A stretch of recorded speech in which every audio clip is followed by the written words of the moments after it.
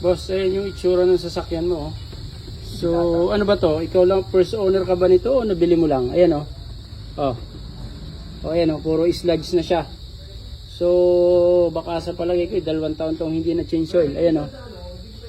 Ayan oh. Oh. Para na siyang grasa. So, tapos itong timing, yan, palitan na. Papalitan na itong timing, total na buksan na. May mga lamat na rin, ayan o. So, i-check natin to. I-check ko kung ito'y naka-timing. Mas malaman ko, if ever ito'y naka-timing, mag-check ako sa electrical. Ayan o, pero kailangan na itong palitan. Tapos, lilinisan to, ayan o. Magpa-flashing tayo. Ayan. Tapos, tingnan mo itong iyong, yan o, yung cover mo. Ayan o, sunog yung cover. Baliktad mo. Tago sa loob. Ayan o, tumago sa loob. So magpapalit tayo ng cover nito.